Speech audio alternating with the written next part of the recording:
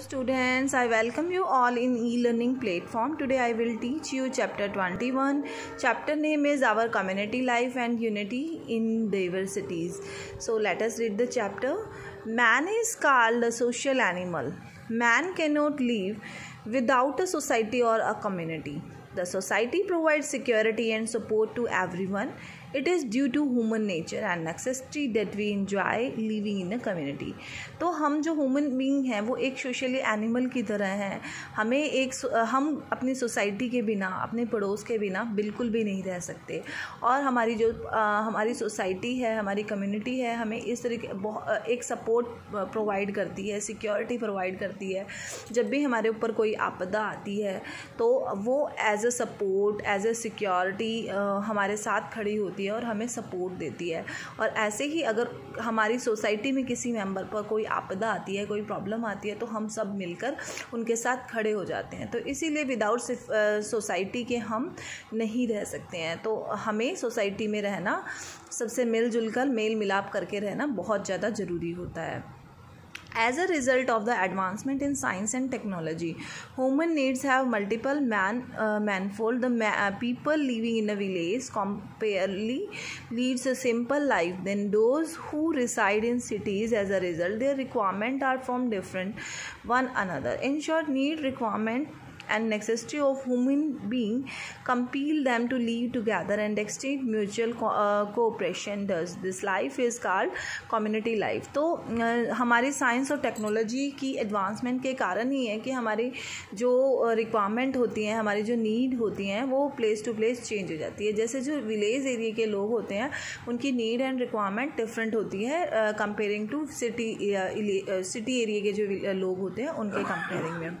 जो village area के peoples होते हैं वो एक सिंपल लाइफ स्पेंड करते हैं. उनका खान पान बिल्कुल सिंपल होता है. उनका जो उनके जो कपड़े पहनने का तरीका है, हाँ, जो उनका स्टाइल है, वो सब कुछ बिल्कुल ही डिफरेंट है सिटी एरिया के लिए. ऐसे ही सिटी एरिया का जो लोग होते हैं उनकी रिक्वायरमेंट, उनके रहन सहन भी बिल्कुल डिफरेंट होते हैं. तो इसी को कम्युनिटी लाइफ बोलते हैं कि जो हम एक दूसरे को आदान प्रदान करते हैं, अपने रिक्वायरमेंट के अकॉर्डिंग हम एक दूसरे को सपोर्ट करते हैं, एक म्यूचुअल कोऑपरेशन करते हैं, उसे कम्युनिटी लाइफ ही कहते हैं. Community and interdependence.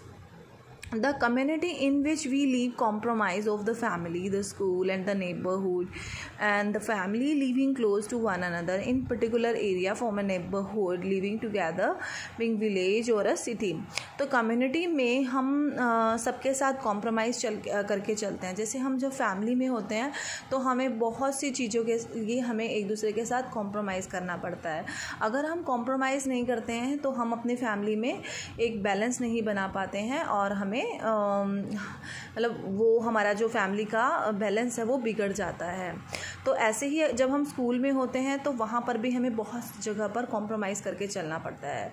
तो हम कई बार जैसे बच्चे सोच लेते हैं कि नहीं, मैं तो किसी से कॉम्प्रोमाइज़ ही नहीं करूँगा, मुझे अगर दिक्कत हो रही है तो मैं ये काम नहीं करूँगा, या फिर मुझे इस बेंच पे अगर मुझे लास्ट में बैठने में दिक्कत हो रही है तो मैं डेली फर्स्ट बेंच पे ही बैठूँगा. अगर आप ऐसा करोगे तो आप कभी भी आपको बहुत ज़्यादा प्रॉब्लम फेस करनी पड़ेंगी.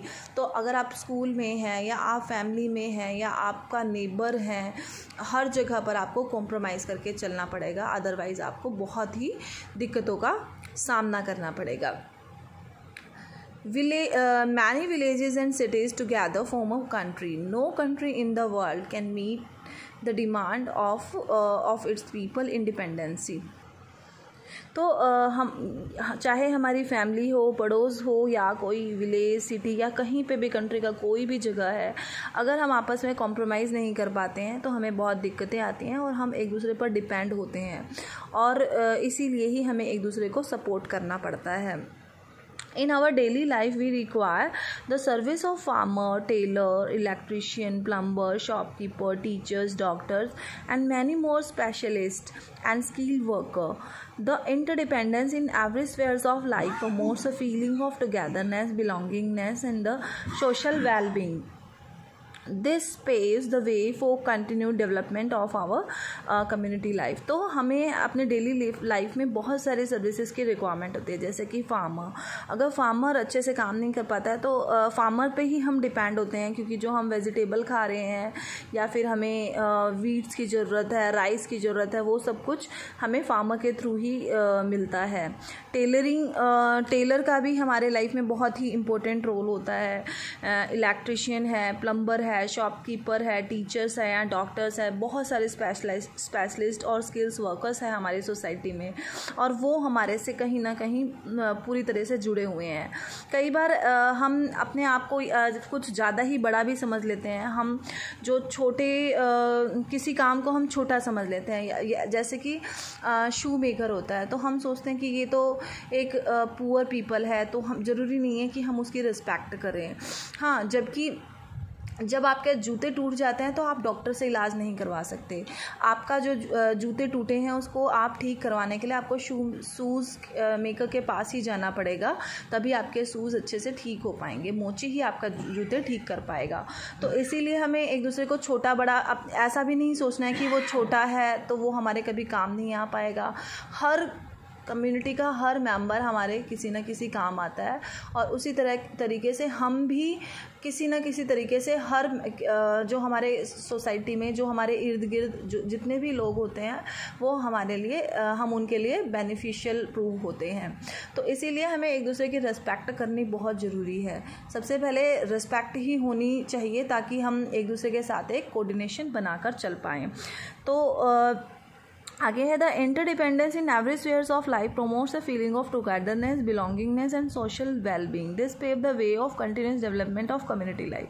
तो इसी तरीके से जब हम एक दूसरे से जुड़े रहते हैं, एक दूसरे का साथ ऐसे सपोर्ट को बांधे रहते हैं, एक सोशली बिहेव करते हैं एक दूसरे के साथ, तो इसी तरीके से जो हमारी कम्युनिटी होती है वो डेवलप कर पाती है।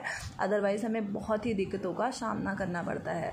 जो लोग सोचते हैं कि हमें किसी के बिना सज जाएगी या हमें किसी की ज़रूरत ही नहीं पड़ेगी, तो वो लोग अक्सर सोसाइटी में बहुत ही परेशानियों का सामना करते हैं। तो ये हमारा हम अब 173 पेज पर आ गए हैं और इस पेज को हम कल करेंगे। आई होप आपको ये वीडियो अच्छी लगी होगी और ये आपके लिए बेनिफिशियल रही होगी। अगर आपको कोई प्रॉब्लम है या फिर किसी भी पॉइंट्स में आपको कोई दिक्कत आती है तो प्लीज़ मुझे कमेंट बॉक्स पर कमेंट करके बताइएगा। Thank you.